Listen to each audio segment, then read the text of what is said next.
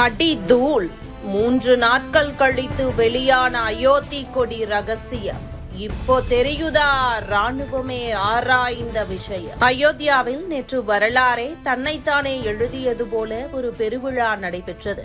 500 ஆண்டுகளுக்கு மேலாக இந்த நிமிடத்திற்கு காத்திருந்த கோடிக்கணக்கான பக்தர்களின் கனவை நிறைவேற்றும் வகையில் பிரதமர் நரேந்திர மோடி ராமர் கோவிலின் உச்சியில் குங்குமப்பூ நிற கொடியை ஏற்றி வைத்தார்.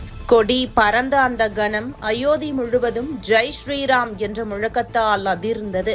மேலும் பிரதமர் மோடி அயோத்தியில் கொடியை ஏற்றிய பிறகு அந்த கொடியை நோக்கி தனது இரு கையை நாக வடிவில் வளைத்து தரிசனம் செய்தது சமூக வலைதளங்களில் வைரலானது. இதற்கு பலரும் பல்வேறு கருத்துக்களை பகிர்ந்தனர். இறுதியில் அதுவும் ஒரு ஆசனம் என்றும் மிகவும் கலாச்சார ஆழம் கொண்டது எனவும் தகவல் கிடைத்தது. மார்கழி மாதம் சுக்ல பஞ்சமி, அதுவும் ஸ்ரீராம சீதை திருமண தினம் என்று கருதப்படும் விவாக பஞ்சமி திதி இந்த சமய சேர்க்கை நிகழ்வின் பெருமையை இன்னும் உயர்த்தியது.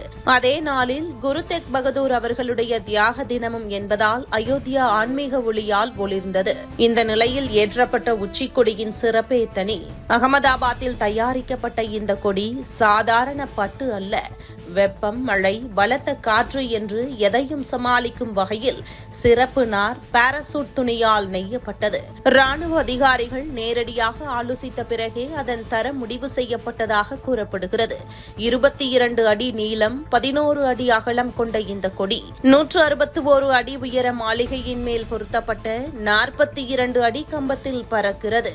கொடியில் அச்சிடப்பட்டிருப்பது ஒளிபொங்கும் சூரிய சின்னம். அதனுடன் ஓம் குறியீடு, கோவிதார மரத்தின் தெய்வீக வடிவம், இவை அனைத்தும் சேர்ந்து ராமரின் வீரமும் பராக்கிரமும் கலாச்சார தொடர்ச்சியும் காட்டும் ஒரு புனித சின்னமாக திகழ்கிறது. மேலும் 360 டிகிரி சுற்றித் திரியும் பல்லு பேரிங் அமைப்பு கொண்ட கம்பம் 60 கிலோமீட்டர் வேக காற்றையும் தாங்கும் திறன் கொண்டது.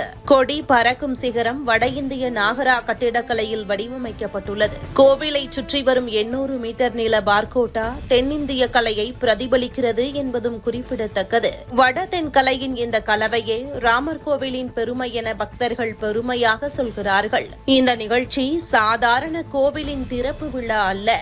அதர்மத்தின் மீது தர்மத்தின் வெற்றி என்ற செய்தியை உலகிற்கு மீண்டும் எழுப்பிய தருணம். நம் முன்னோர்கள் நூற்றாண்டுகளாக காத்திருந்த இந்த நிமிடத்தை நாமே நேரில் பார்த்த அதிர்ஷ்டம் கொண்ட தலைமுறையாக இருந்தோம் என்ற பெருமை அயோத்தியாவின் காற்றிலும் உணரப்பட்டது.